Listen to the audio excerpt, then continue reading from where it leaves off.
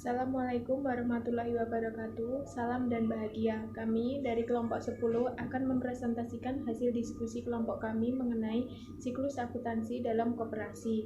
Di sini saya sendiri Devi Cahyaningrum, NIM 2017 017 079 dan ada teman saya Olivia Uba Asan, NIM 2017 017 056. Vivi Triastuti, NIM 2017 017 070 dan Yuda Syahriza 2017 017 077. Yang pertama akan dijelaskan oleh saya sendiri. Akuntansi merupakan proses sistematis untuk mengolah transaksi menjadi suatu informasi yang menghasilkan laporan yang bermanfaat bagi para penggunanya atau pihak-pihak yang berkepentingan.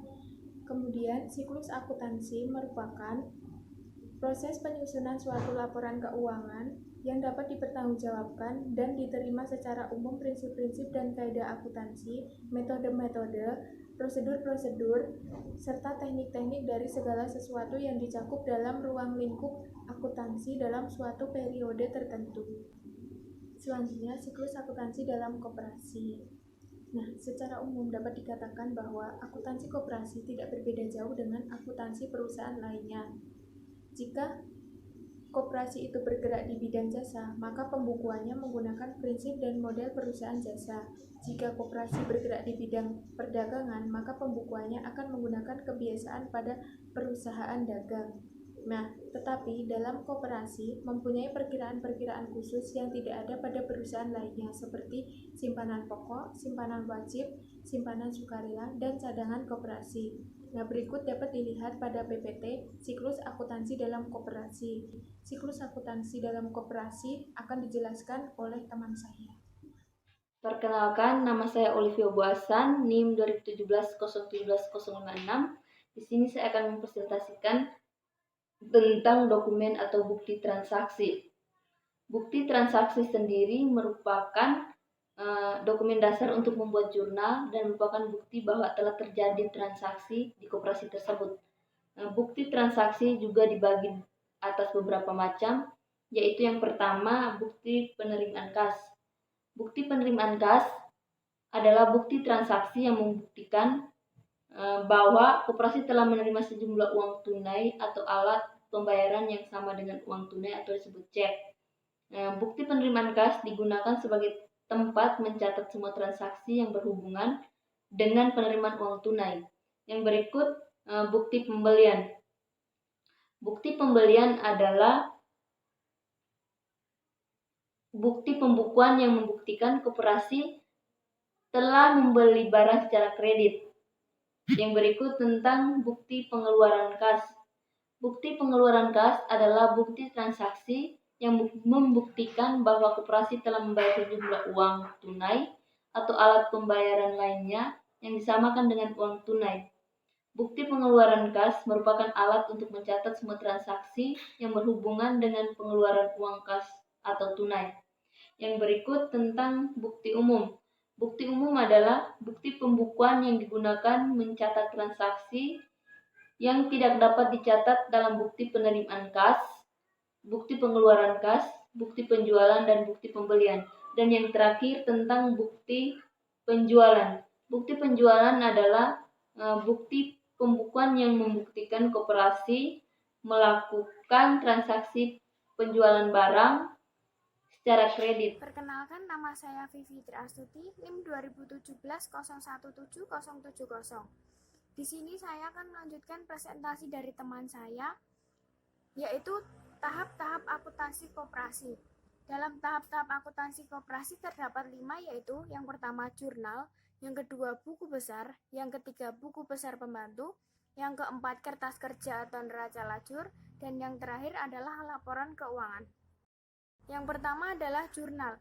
Jurnal adalah daftar atau buku tempat mencatat transaksi secara kronologis atau berurutan sesuai tanggal terjadinya transaksi dengan mencantumkan akun yang didebet dan akun yang dikredit serta jumlah nominal masing-masing. Yang kedua, buku besar.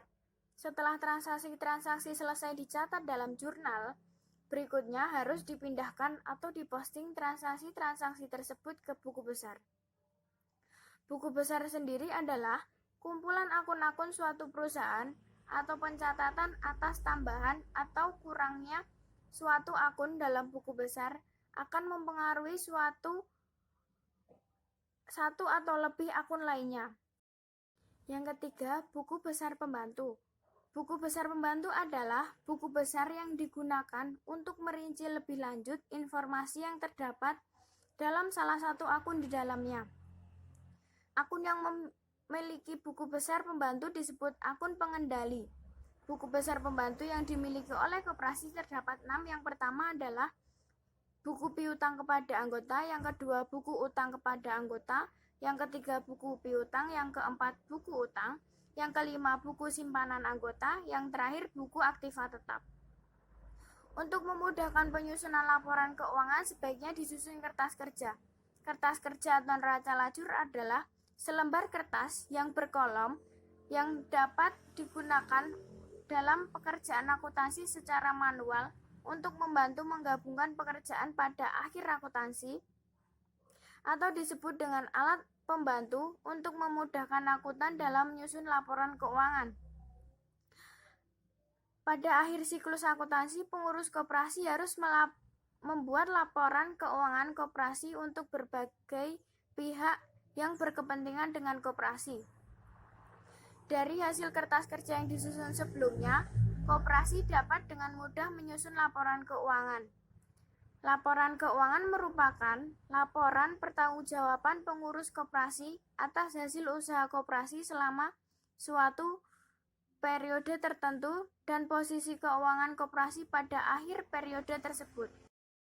Laporan keuangan koperasi terdiri dari yang pertama, laporan arus kas, yaitu suatu laporan mengenai arus keluar masuknya kas selama suatu periode tertentu, yang mencakup jurnal saldo awal kas, sumber penerimaan kas, sumber pengeluaran kas, dan saldo akhir kas suatu periode.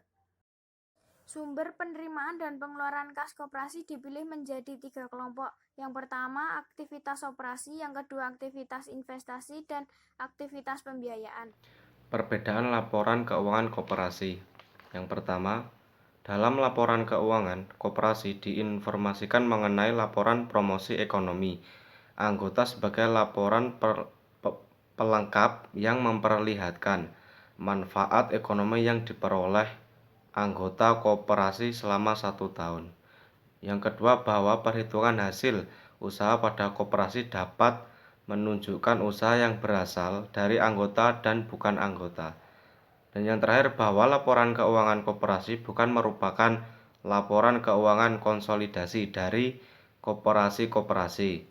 Dalam hal ini terjadi penggabungan 2 atau lebih koperasi, maka dalam penggabungan tersebut perlu memperhatikan nilai aktiva bersih yang real dan bila mana perlu dilakukan penilaian kembali.